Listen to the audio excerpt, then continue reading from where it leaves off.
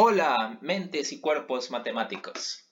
¿Se han preguntado qué es lo que tiene que ver las abejas con la piscina olímpica de los Juegos de Pekín y las baldosas que cubren el piso de nuestras casas? Hoy, en Geometría Axiomática, veremos qué son los cubrimientos. Ustedes se preguntarán, ¿qué son los cubrimientos? Los cubrimientos son todas las formas de cubrir un plano con piezas iguales sin dejar huecos y sin que haya solapamientos. Es decir, que una pieza no está encima de otra pieza. Ahora, existen varias figuras geométricas con las cuales podemos cubrir la superficie de un plano. Por ejemplo, el triángulo es una figura geométrica que nos ayudaría a cubrir la superficie de un suelo. El cuadrado también sería una pieza ideal. El círculo no cumple esta característica porque si ponemos un círculo al lado de otro círculo o encima de otro círculo, notaremos que va a haber pequeños huecos entre dichos círculos, los cuales no cubrirían todo nuestro plano. Ahora bien, de todas estas piezas o estas figuras geométricas, ¿cuál es la más eficaz de todas? ¿Cuál es la figura que a menor perímetro cubra una mayor área? Pues resulta que esa figura es el hexágono. Así es, el hexágono regular. Ese hexágono que nos enseñaron en la primaria y que venimos a estudiar en la secundaria resulta ser la figura que a menor perímetro cubre una área determinada.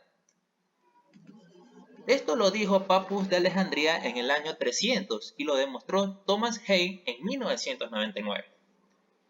No es casualidad por qué las abejas utilizan hexágonos para crear sus panales, porque es la única forma que utilizando menos recursos cubran una misma área. Y tampoco es casualidad de que el hombre utilice formas hexagonales para construir cosas, como por ejemplo la red de los arcos de fútbol. Nos damos cuenta que el hexágono resulta que las redes tienen esa forma hexagonal porque es la mejor forma de cubrir una área utilizando la menor cantidad de hilo posible. Ahora bien, sabemos que en el plano el hexágono es la mejor figura para cubrir dicha superficie. Pero en R3 resultará que habrá una figura geométrica que cubra un mayor volumen teniendo una área mínima. A inicios se suponía que el octaedro truncado cumplía con dichas características. Es lógico deducir aquello porque si sabemos que en el hexágono, en R2, el hexágono es la mejor figura, más eficaz, en R3 uno podría suponer que el octaedro truncado sería aquella figura. Pero así como resultó con Pappus de Alejandría, nunca se demostró que el octaedro truncado sea de hecho la figura más eficaz para cubrir el volumen.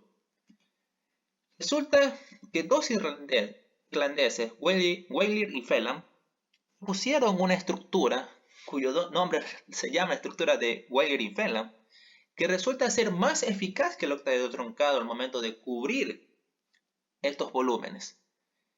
Pero ahora bien, ¿cómo llega a inventarse ese tipo de estructura?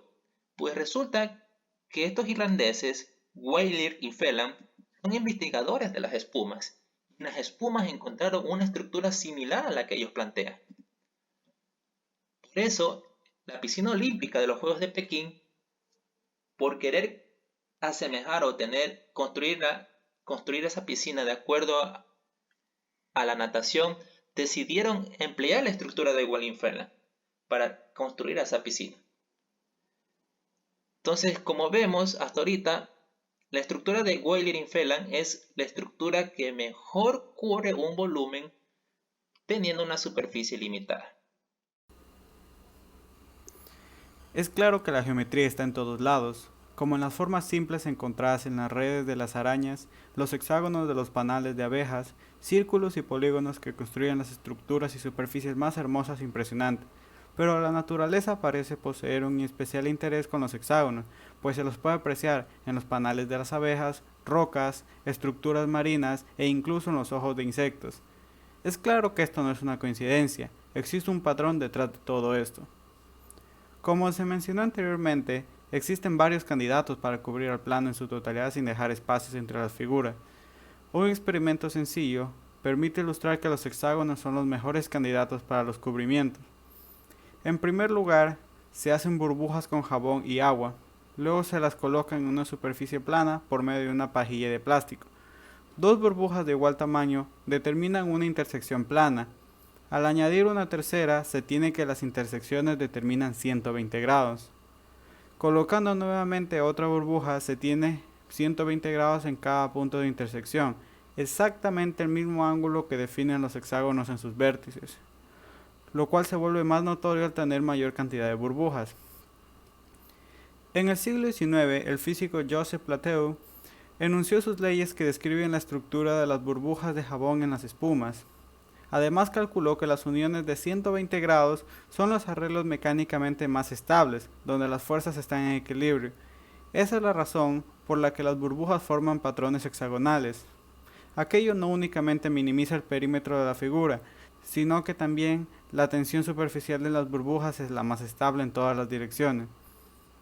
Otro de los efectos en los cuales los hexágonos presentan gran importancia es cuando la lava se enfría lentamente, pues en un intento similar a la tensión superficial de las burbujas de jabón, la lava presiona sobre las rocas para ocupar el menor espacio posible. Por tal razón, se producen grietas que se conectan en 120 grados para alcanzar la estabilidad mecánica y liberar energía. Aunque las situaciones son totalmente diferentes, se aplica la misma teoría matemática. Pero ¿qué ocurre con los ojos de los insectos? En los casos anteriores, los hexágonos cumplían una función vital como estabilizador de fuerzas.